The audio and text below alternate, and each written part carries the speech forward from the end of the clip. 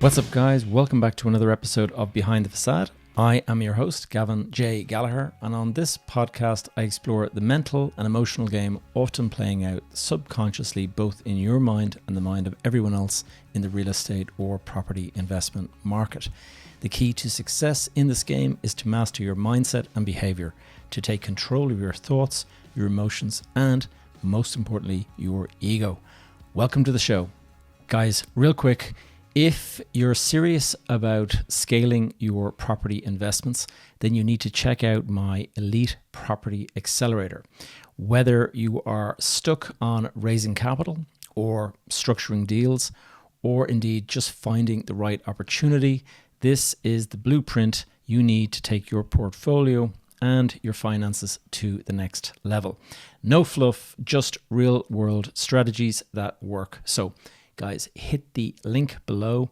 It says learn more, and I shall see you inside. All right, guys, what's up? Welcome back to another episode. And this week, I'm going to tell you a bit of a story, and it's going to explain why you didn't see me last week. Now, last week, I had outlined, in fact, let's go back 2 weeks. 2 weeks ago, I had outlined the new format that I was bringing out, and it was going to include 2 episodes a week. One of them was going to be the episode that was my insights and thoughts and stuff, and then the other was going to be the guest interviews. I've got a big batch of them saved up at this point.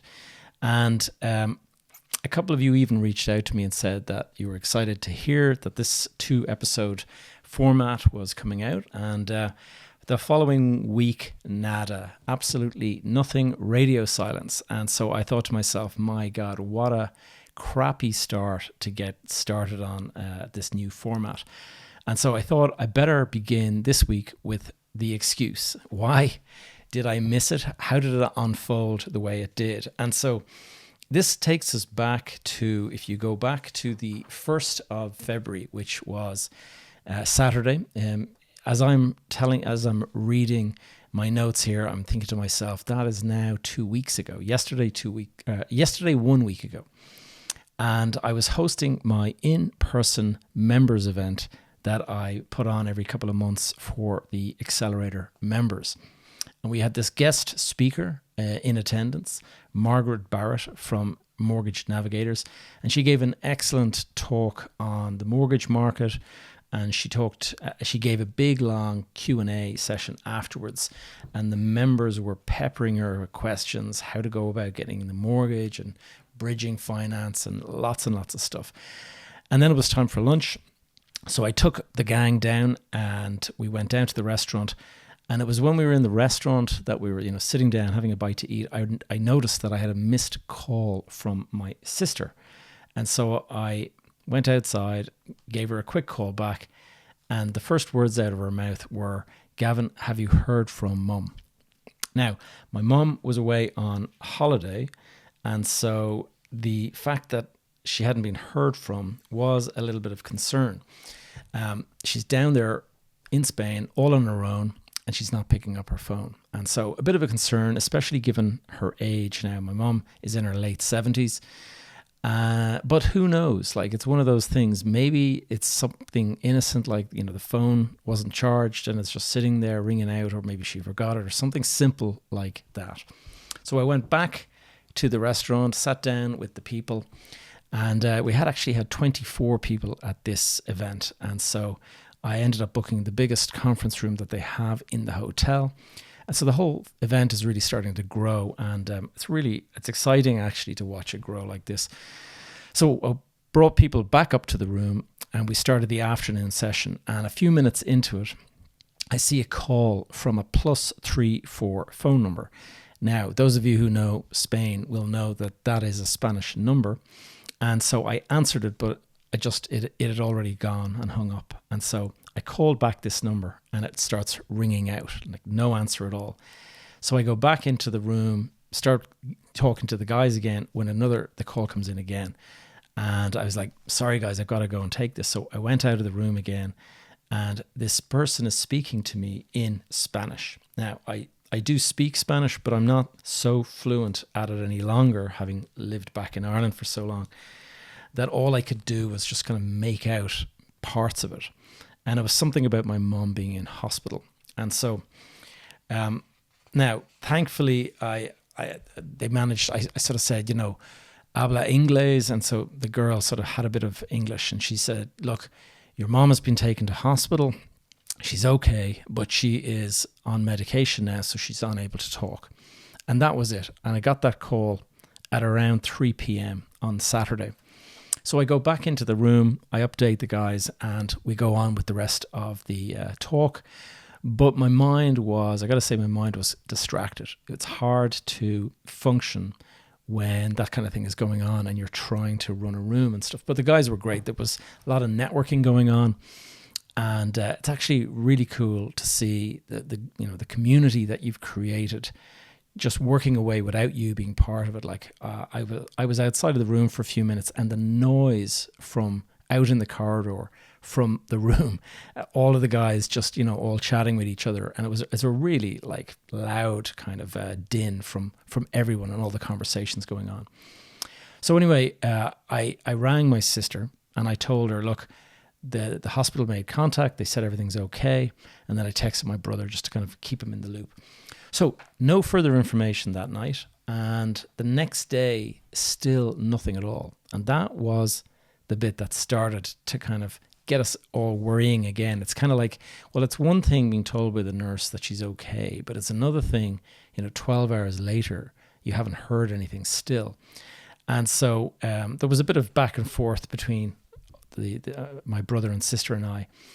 And as I saw it, like my brother was getting very worried, but my sister was not so worried. She's been used to bringing mom back and forth to the doctors and stuff, and so she was a little bit more kind of nonchalant about it.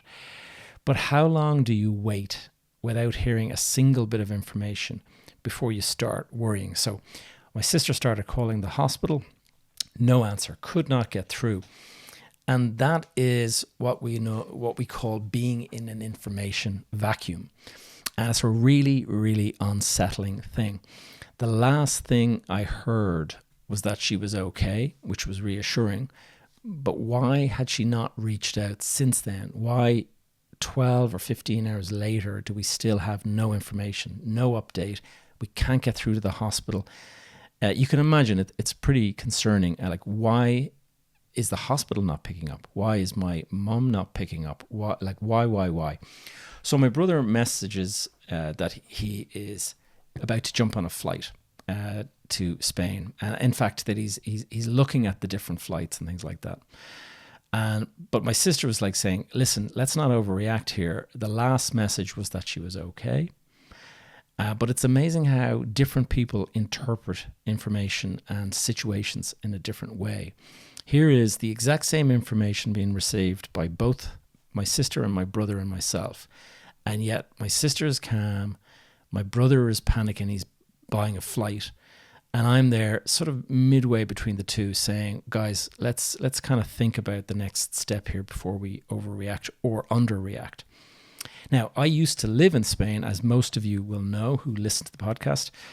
And so I took out my phone and I started going through my contacts and I started looking at the map. I found where the hospital was located, and it was not far from where I used to live. And so I figured out who I knew in my phone book that was likely to be able to jump in the car and go straight to the hospital. And it's a lady that I used to own a fashion boutique with down in Spain. I actually started it. Those of you who followed my story, you might have heard this before, but I actually started a fashion brand way back in 2008, I think it was, or 2009. And yep, it's still going. The fashion brand is still going. I ended up selling my shares to this lady who took it and ran with it herself. I didn't want to kind of be involved in a Spanish fashion business whilst I'm, doing property and related stuff. But anyway, I messaged her about the situation, about the lack of information, about what had happened. But I didn't hear back from her immediately. And in the meanwhile, my brother, he messages me and he's like, I booked the flight. I'm on the 7 a.m. flight tomorrow. I've hired a car, all of this stuff. He's really kind of taking action.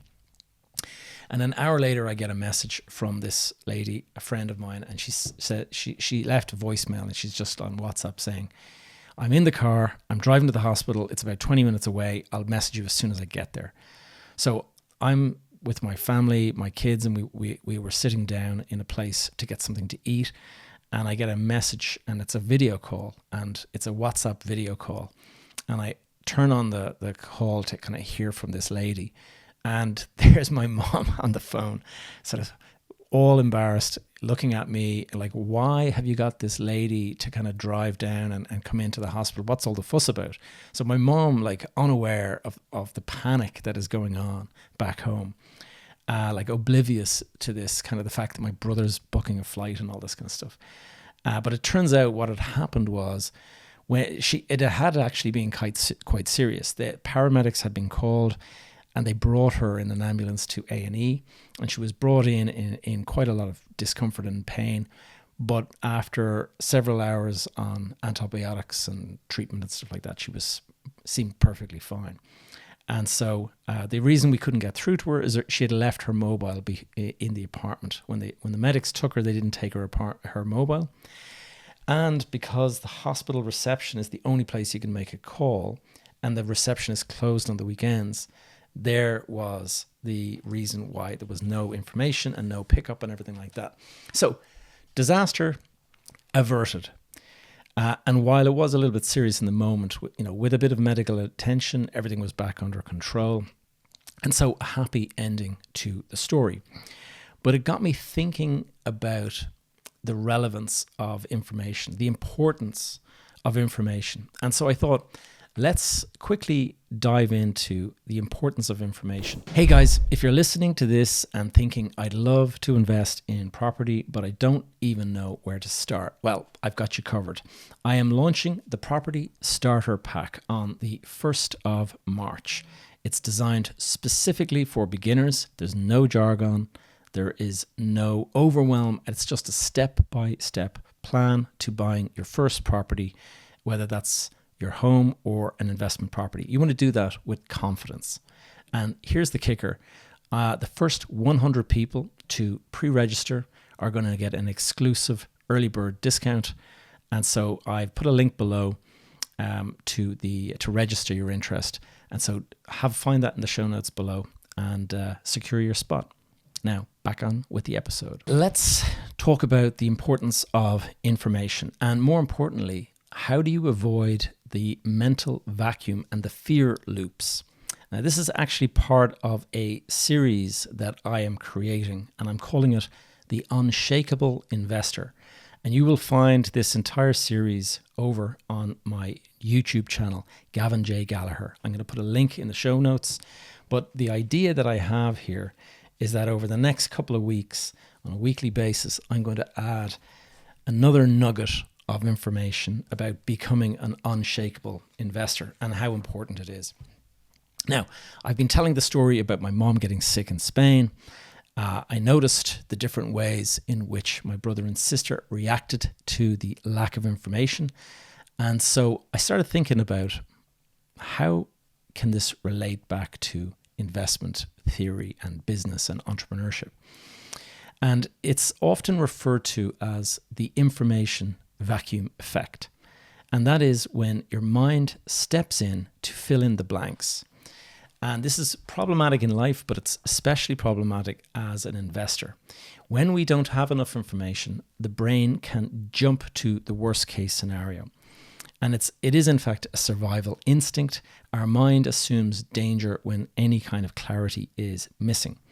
Now, there are plenty of examples you can immediately relate to. I'm sure those of you might be waiting on a call. If you've ever had a situation where there's an important phone call, whether it's a business meeting or some sort of a thing that you're waiting on, and while you're waiting there for that call to happen and it hasn't happened and you're waiting, it makes you feel terrible. And without anything negative having been said, your brain starts thinking and catastrophizing is how we say it.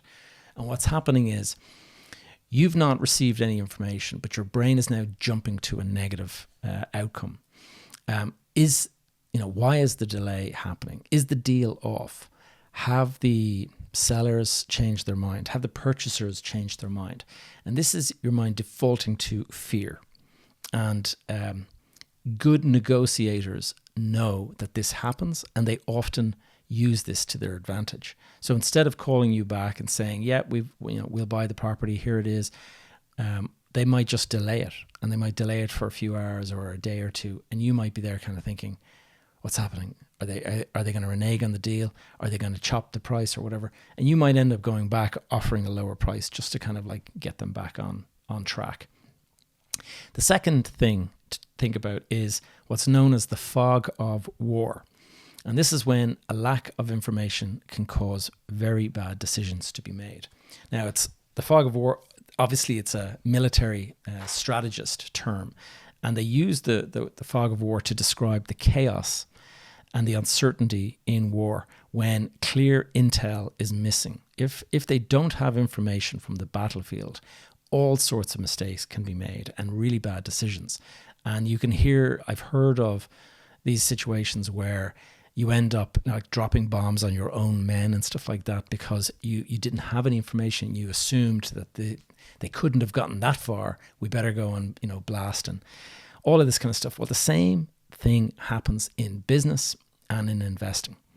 Mistakes happen when people make decisions based on assumptions rather than real, actual data. And a good example of this is when an investor panics in any kind of a crash or a blip in the market. You react to the fall. You see the market falling and you're kind of thinking, oh my God, I got to sell. And you trigger this sell, this panic mode.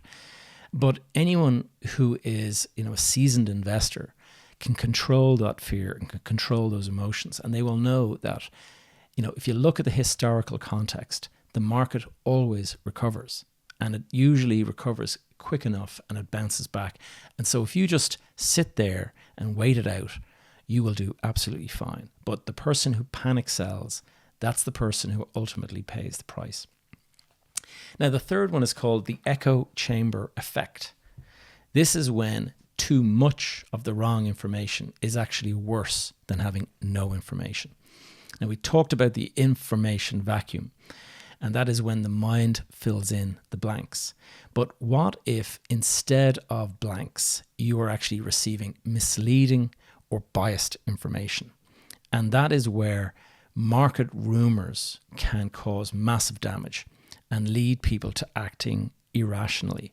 And a lot of the time, market rumors, they might actually be bad actors putting out negative rumors in order to kind of create an advantage for themselves. And I've heard of things, there's investors that are known for coming out and saying, oh, I'm going to sell my entire portfolio because I believe such and such is going to happen. And in reality, they've actually shorted the market and they're expecting a sell-off, and they'll actually do really, really well. Now, the echo chamber, social media is the perfect example of an echo chamber. The algorithm feeds you more of the viewpoint that you want to hear, and it'll usually keep away anything that you're not likely to click. It keeps away from you. And the reason it does that is because it's only interested in your engagement. But the reality is you're only hearing more of what you want to hear. You're not actually hearing an alternative view or a different viewpoint. And because of that, it's important to recognize when you're in that echo chamber. This is where you might just ask yourself, like, what newspaper do you read?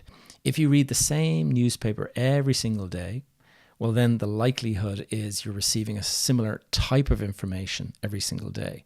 And I bet you never look at the other newspaper that might take an alternative view. And you could be, whether that's left-leaning or right-leaning, it doesn't really matter. The point is you have to recognize that you have a preference and you're in an echo chamber that is reflecting that preference. And so you'll see in America, like, nobody who watches CNN will watch Fox, and nobody who watches Fox would ever dream to watch CNN or something like that. Those two stations have opposing views. And if you're in one, you're only getting one type of view. And if you're in the other, you're only getting one type of view. It means you have a very one-sided view and perspective on the world. And that leaves you kind of short-sighted. You've got to try to fill in those blanks in that kind of stuff. And that is called the echo chamber. And it's really important to be fully aware of it. Now, the fourth one is what I call the 3-step formula for managing an information vacuum. It's very important that, first of all, you recognize when you're in an information vacuum. And the way to do that is just ask yourself the question, are you waiting on a decision? Are you waiting on an answer? Are you waiting on a call? And anytime you're waiting on something that somebody else has to provide you with, that is often a situation where you're in an information vacuum. And when you're in an information vacuum, you've got to start to look at what is happening here. What am I doing with the lack of information? And that is where you start to say, am I filling in the blanks with assumptions? And you may be doing exactly that. And it may be hard for you to recognize that you're actually filling in the missing blanks with assumptions. So awareness is the key. Try to spot it nice and early. And when you spot it, take control. Now, the second thing to do is seek reliable sources of information. Instead of making assumptions, ask the simple questions. Who actually knows the answer?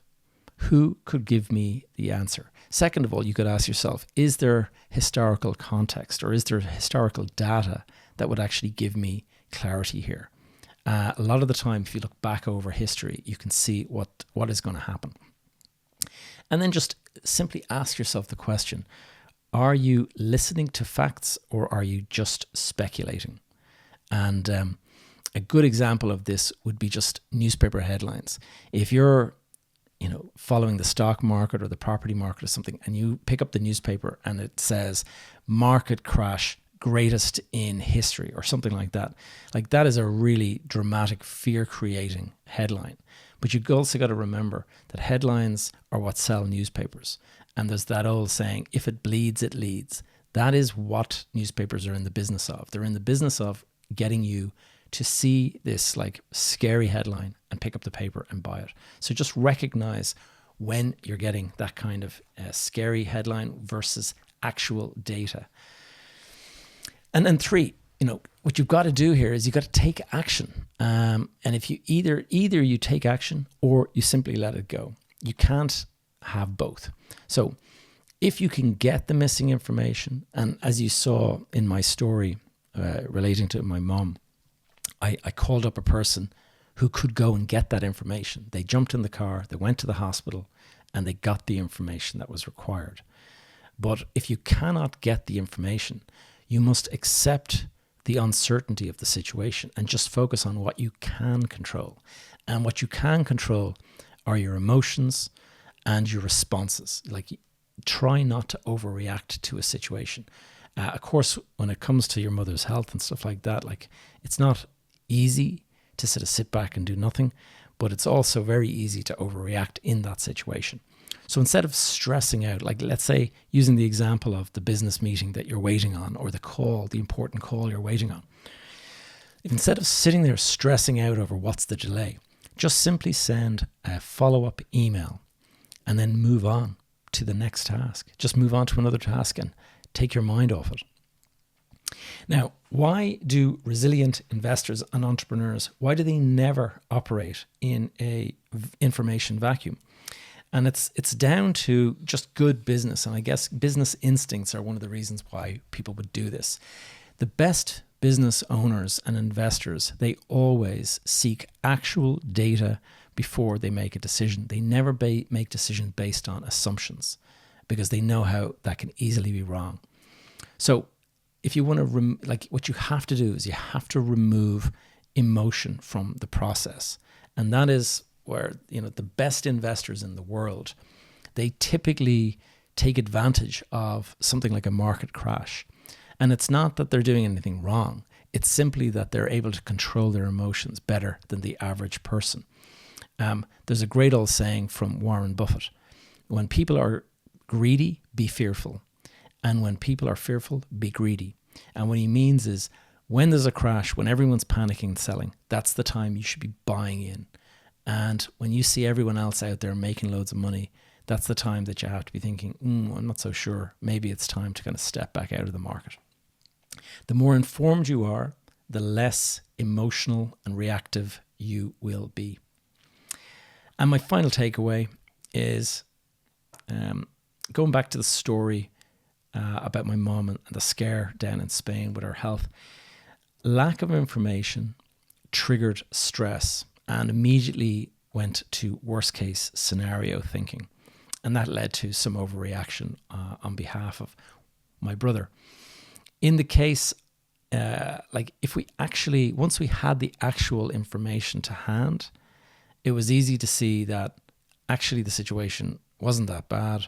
In fact, it was pretty ordinary. And so when you don't have a situation that is really, really bad like that, you suddenly go, you're calm, everyone's calm, you can relax a little bit. And what this experience has taught me is how to recognize when you're in an information vacuum and how to deal with it in a way that in the future, rather than immediately jumping to a scenario that is worst case, that you should just simply look for some way of getting the clarity that you need, whether it's reaching out, whether it's finding somebody that can actually go and get you the information.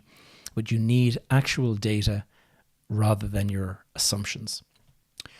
So guys, I hope you found this episode to be worth the wait. Sorry that I missed last week. As I mentioned, this talk that I've just given is part 1 of a series called The Unshakable Investor. And you will find a link below in the show notes to my YouTube channel. It's the Gavin J. Gallagher YouTube channel. And so until next week, I'll see you in the next episode. Thank you for tuning in to another episode of Behind the Facade. If you enjoyed the show or found it useful in any way, could I please ask you to take a moment to leave a review over on iTunes or Spotify or wherever you listen to podcasts. There is no algorithm for the podcast. And so the only way we can get other people to find out about it is when it's shared by you. So if you can do that, it'd be great. If you have any questions or topics you'd like me to cover on future episodes, please connect with me via the school community or just send me a message on Instagram or wherever. You'll see the links in the show notes below. You can stay up to date with all of my content and the projects that I'm working on by signing up for my weekly newsletter, and you'll find a link below in the show notes for that too. That's all for now, guys. I'll see you back here same time next week.